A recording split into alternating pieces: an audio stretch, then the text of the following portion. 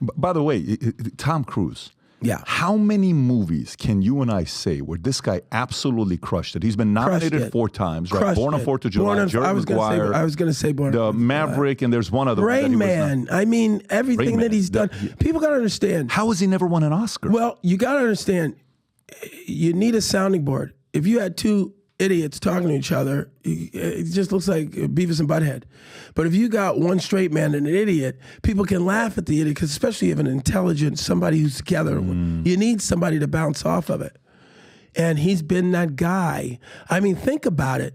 The closest he's ever got to winning an Academy Award was Tropic Thunder. But it wasn't the Tom Cruise we know. He went into the fat bastard, whatever character. We don't negotiate with terrorists. Yeah. You remember. And by the way, when that came out, everybody's like, who is that guy at the end? Everybody was Googling. Yeah, they didn't know it was because Tom. they didn't know who that guy was. That's right. And like, is this who I think it is? And like, wait a minute, it is. Mm-hmm. And by the way, do you know the story of he approached and he says, I'm taking hip hop dancing classes. And he pitched this to Ben. Did you know the story that he went to Ben, pitched it saying, for the last 30 days, I've been taking hip-hop classes. I'm going to play this part. It's my part. Trust me. And Ben is like, what are you talking about? He went and pitched it to him. He's like, holy shit, Tom. What did you do with this? Okay. So look at how he came in. He probably came dressed exactly like that when Ben saw him. But by the way, how come he hasn't won? I think it's just that. I think they want to see him disappear. I mean, you think about Leonardo DiCaprio. We almost could say, why didn't Leonardo DiCaprio He just won, right? But I mean, you saw that role? Yeah. I mean, they had to give it to him for that. I mean, I don't like the cold. I wish I could play ice hockey in a warm arena.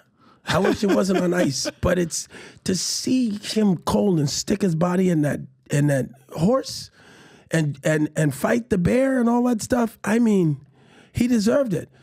He deserved it. But when you think of leading man, and you think of the Jack Nicholsons and the Daniel Day-Lewises of the world, you can't deny them because they keep flipping the script.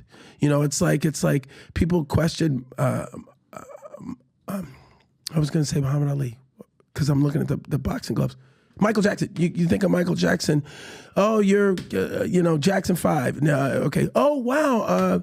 Off the wall. Yeah, but you can't. Oh, I'm bad. Yeah, okay. Well, now it's really over. Every 5 years, waiting for a fall. You're waiting, and then all of a sudden, it's this new butterfly. It's this new thing. Well, that's what we do with every role. And when you see a real leading man, you don't expect him to go to somewhere else. You think he gives a shit if he ever wins again or not? 100%. Everybody gives a shit. When people say they don't give a shit,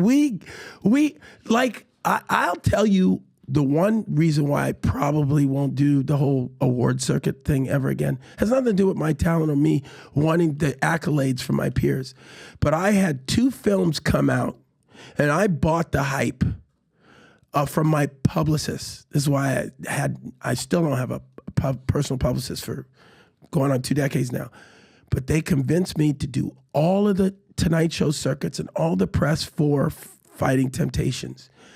And it came out, let's say, in September. Then literally the next month, interviewers were like, well, here he is again. Oh, I get it for the Oscar campaign for radio. Because they came out literally within 2 months of each other, those 2 movies. And the backlash I started to get from the role of radio was, oh, he's just trying to win another Oscar.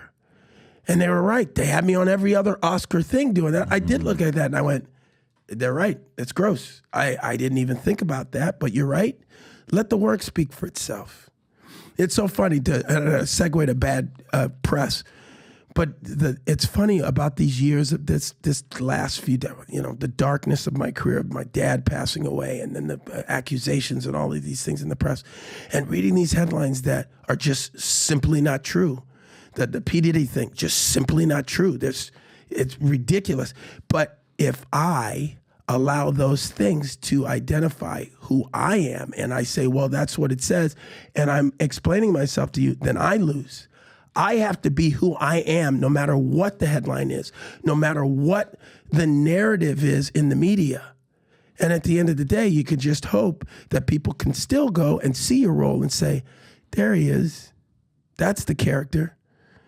That's Rod Tidwell. That's James Robert Radio Kennedy. That's Carl Bashir. That's Dory Miller. That's that Tuskegee Airman who died for me and gave me the freedoms. That's the character that I want to follow, high or low.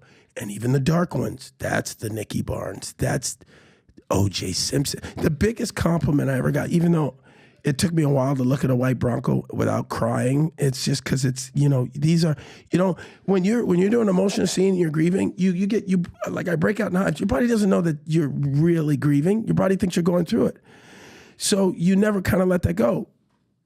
People would come up to me after that show aired, the first 10 episodes, they said, it's so funny.